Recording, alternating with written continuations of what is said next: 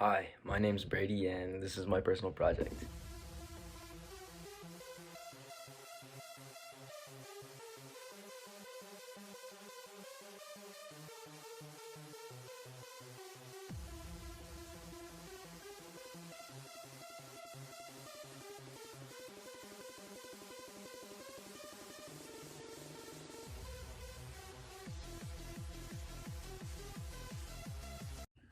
Project where you can pretty much do anything that you want.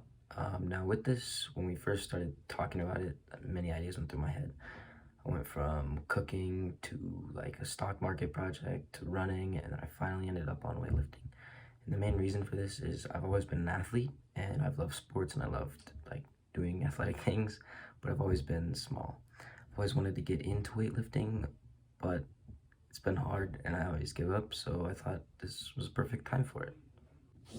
I started with my very first max outs. And with this, I wanted to do my bench press, I wanted to do my squat, my deadlift, and then push-ups and pull-ups.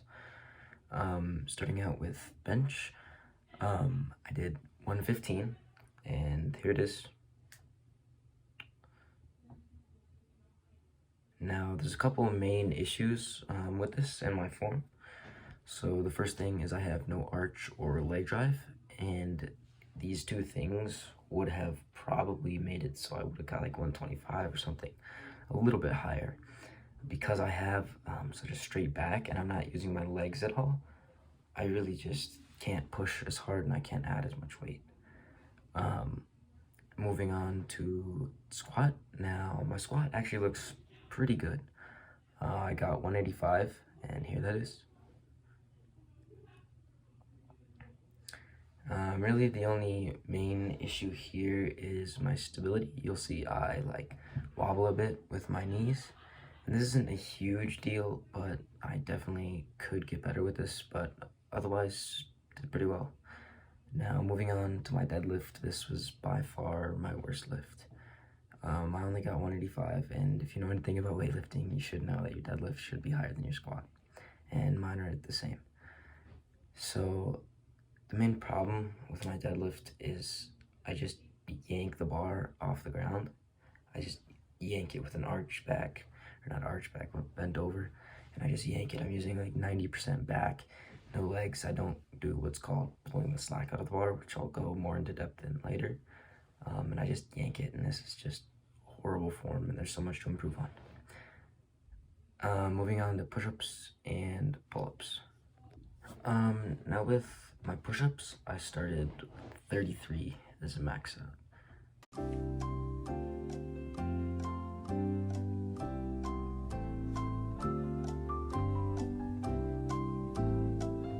And push-ups, there really is no like form critique. It's just a push-up, and I have pretty good form in my push-ups, so yeah.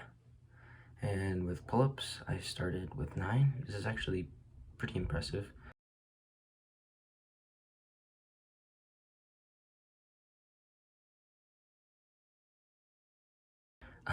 Again, not really any form critique, just the main thing, I tried to keep my legs still and not use any momentum and swing.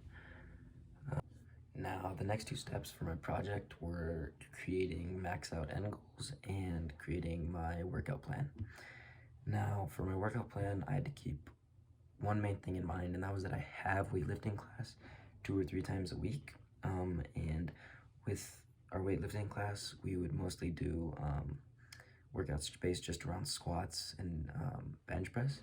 So I would be pretty much okay if I did my at-home workouts on days where I didn't have weightlifting, so I didn't overwork myself, because overworkage and not getting enough rest is actually huge if you're trying to gain strength. And if you work too hard and don't get the rest that your body needs, then you won't gain any strength, because the way you gain strength is when you lift weights and when you do things that tire your muscles. It breaks down the muscle fibers, and then once you rest, they grow back stronger and you can lift more weight.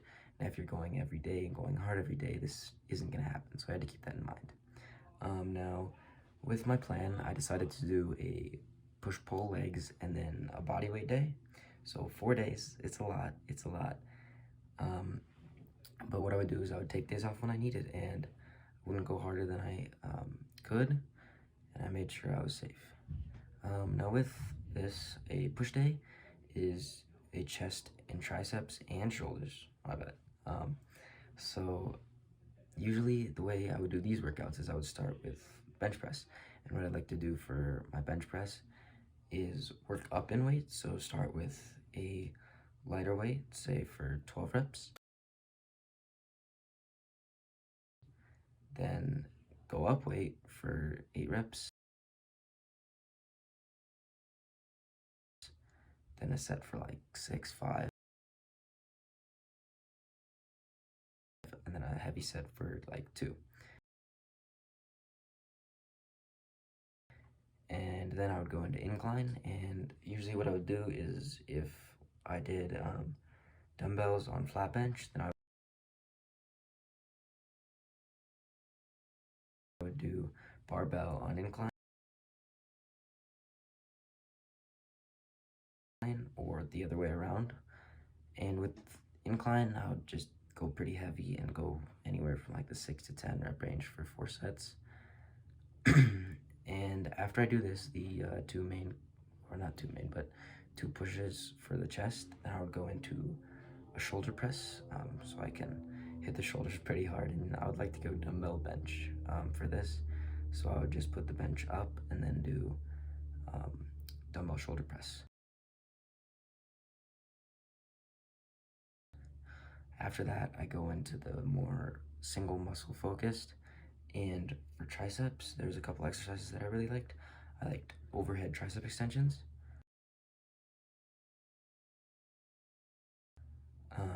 I liked tricep dips on the bench. I liked tricep kickbacks. And that's pretty much it for at home. And for shoulders, my favorites were lateral raises and bent over anterior delt raises. Because with this, just normal lateral raises, you hit the front and the mid parts of the shoulder, and with the bent over ones, you hit the back part of the shoulder, and it's very important to hit all parts of the shoulder. So moving on to pull days. A pull day is back and biceps. And with this, I would usually start with 2 variations of curls. Now curls hit your biceps. I would do a hammer curl and some sort of normal curl. This could be a preacher curl, just a standing normal curl, or a incline on the bench normal row. Then after this, depending where I was, if I was at home or if I was in a gym like the school gym, I would do either a variation or 2 variations of barbell rows, or I would do 2 different types of pull downs or pulls. So at school, there is a row machine, and I really liked this. So when I was at school, in the school gym, I would do a seated row and a lat pull downs. And then if I was at home, I would do barbell row and dumbbell row.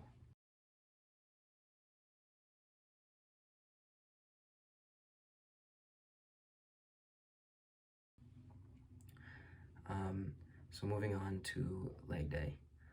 Leg day is pretty self-explanatory. Now I would always start with squats. I do the same thing I do with bench, where I work my way up in weight.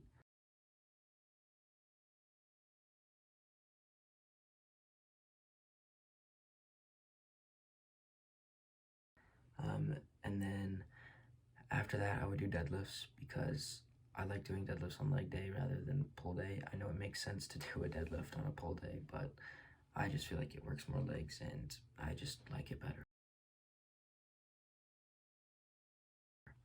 Now, after I do those, if I was at home, I wouldn't do this, but if I was in the school gym, I would do some leg press. Um, but if I was at home, I would just go straight into my more focused single muscle workouts. And at home, these are Bulgarian split squats, which are mainly quad focused, but they do hit all parts of the leg. Then single leg RDLs, and then glute bridges, which are the glutes. And then after this, I would just do calf raises to finish out the workout.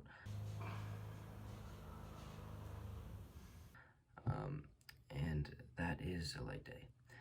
Now, with all these weight training days, the rep range I usually kept between 6 and 8 because this is the optimal rep range for strength gain, which was the main goal for my for my project.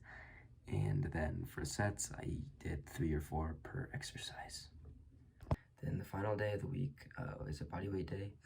And now with this, I skipped a lot of bodyweight days because this wasn't really my main focus of this. And when I needed rest, this is the day that I would skip mostly. Now with this, my bodyweight days were only upper body. So it would just consist of different variations of push-ups and pull-ups. Now, for push-ups, I would do diamond push-ups to more focus the triceps. And then I would do wide push-ups and normal push-ups to hit everything else.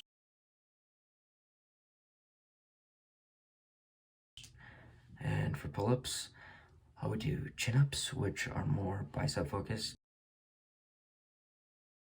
I would do pull-ups, which are more back focused. And then I would do eccentric holds where you pull yourself up and then slowly let yourself go down on the way down. That's just great for building strength.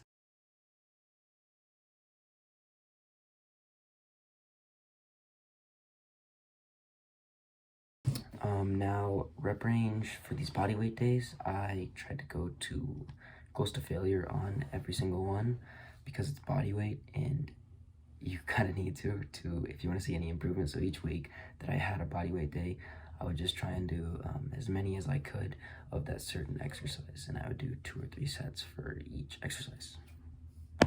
So for my goals, my end goals, I did a little bit of research to see other people's experiences and what they had done with their improvement. And with my bench, I decided to set my goal at 140 from 115. From for squat, I wanted to set my goal at 225 from 185. And deadlift, I decided to start my goal at 240 from 185. Now, obviously, that's a big jump, but my form was terrible. And I feel like with a little bit of form improvement, it could go up a lot. With push-ups, I decided to set my goal at 50 from 33, and for pull-ups, I decided to start my goal at 15 from 9. Now, what I decided to do was actually redo my maxes after a little bit of working out because I felt like I was improving really fast and I wanted to see if my goals were realistic and if I should change them for the end, which I did. Now, when I redid these maxes, my bench was actually 145,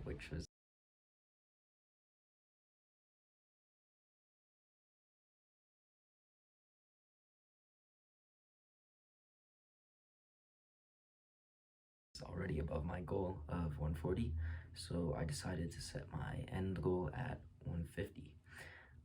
And with my bench, you can see a lot of improvement already with my arch and leg drive, and that's why I could get a lot more weight. And the other big thing you'll notice is excitement. Like in the first bench, I really just did it to do it, and in this one, I got excited. Now with squat, I started at 185, and with these redo max, I got 225.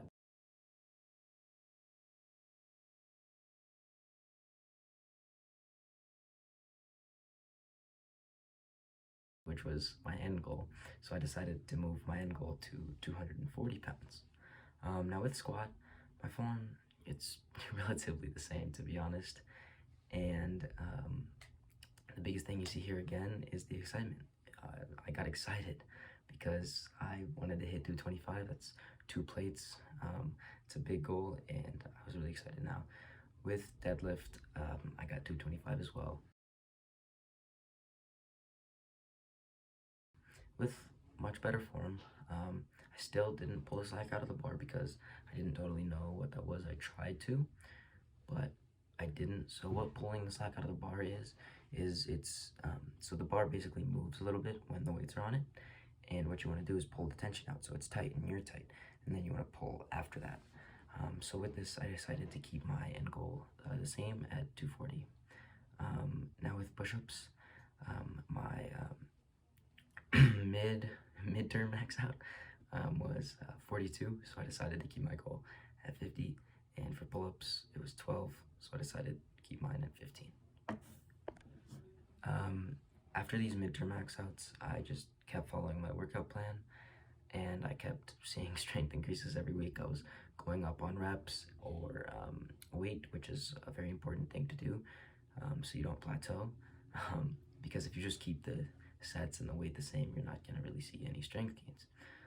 So I just continued to follow that, and then it was time for my final max outs. And with this, starting with my bench, I got 155. So I got my new end goal, and I was super stoked about this. It was pretty good bench for me, and here that is. So with this, again, you see my form has gotten way better from the first one. Comparing the two side by side, you see that I have leg drive, I have an arch, and this just really helped me push a lot more weight than I did in the beginning. Now, moving on to squat.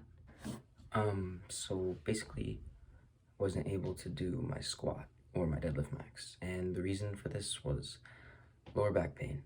So after my last couple of workouts, and I was getting ready to max out on both of these, I noticed that I had a lot of lower back pain, and anytime I went for a squat or a deadlift, it hurt a lot. And I think the main cause for this is from my deadlifts, because I have been squatting before and I've never felt this pain before.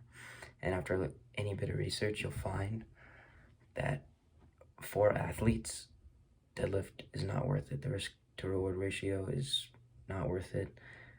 And there's no reason that you should be deadlifting unless your sport tests it. So I wasn't able to do my squat or my deadlift max, but I was able to get my pull-ups and push-ups, and I got both of my goals there. I got 53 push-ups and I got exactly 15 pull-ups, which were my goals, and I was really excited about this because these are pretty good numbers.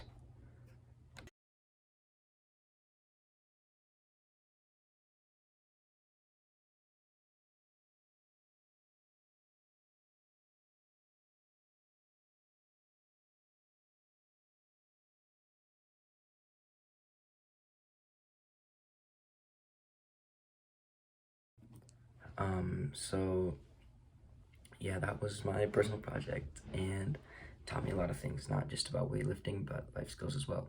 Taught me how to meet deadlines, taught me a lot about procrastination and how you have to keep up on things if you want to succeed, like with the process journals. And with deadlines, there's so many different things that you need to turn in on time, otherwise you couldn't continue with the project. And I think this project was great.